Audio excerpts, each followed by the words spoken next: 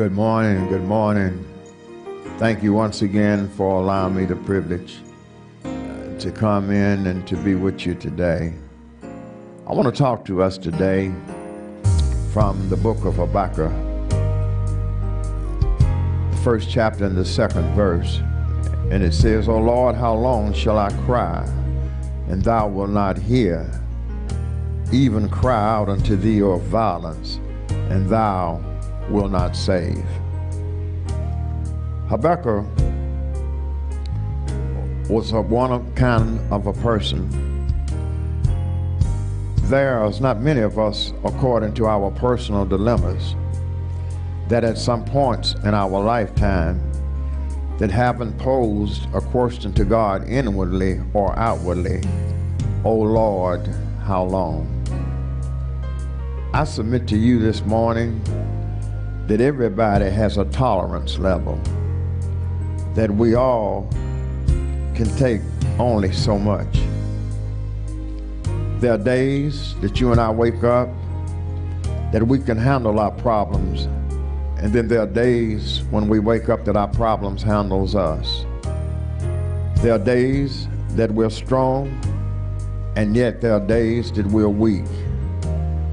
There are days that we can keep it together, and then there's just some days that we just fall apart. All I'm trying to say to us this morning is that if you live in this life, there will come a time, and there will arrive a time where we will be confronted with urgent cries that we have to cry out to God.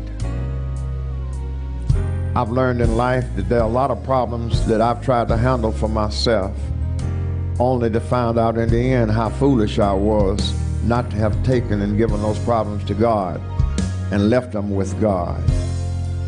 Habakkuk was experiencing a time in his life when he felt that God was distant from him. Have you ever been in that mood? Have you ever been in that period? Have you ever been in that place in your life when you feel like that you were talking to God, but yet God wasn't talking back to you? He felt that God was not aware of what he was going through, that how his countrymen were being troubled during Babylonian times, and how he had become, amen, distraught about the injustice that he saw that people were going through, and the corruption of how people were getting ahead that weren't even trying to serve God or be true to God.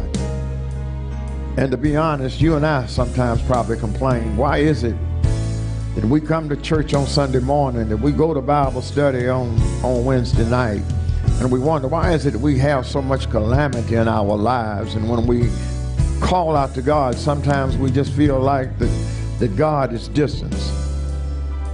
But as he began to complain to God and ask God a question, I would ask many of you, how many of you have asked God a question? God wants us to come to him with our struggles, and he wants us to come to him with our doubts.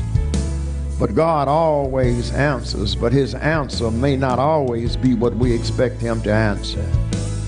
God sustains us by revealing himself to us, and trusting in him leads us to a quiet hope and a bitter resignation of all of our problems. Habakkuk found that God was still in control of this world in spite of the evil that he saw around him and around the people. And in Habakkuk 1:5, he says that I will work in the days which you will not believe, though I would have told you. That's just how great God is. God would do some things in your life that you won't be able to believe because the amazement of what God does. It'll just be mind-boggling. Habakkuk's second question was, art thou not from everlasting? God's answer was that I am still God, and I'm God all by myself. So let me leave with you today. Trust God for your direction. Remain constant in your prayer, and God will provide you strength in your struggle. We need patience in our trials, strength in our battles, and comfort once again in our affliction. God can turn your doubts into shouts if you leave it in God's hand. God bless you. Have a wonderful and a blessed day in the Lord.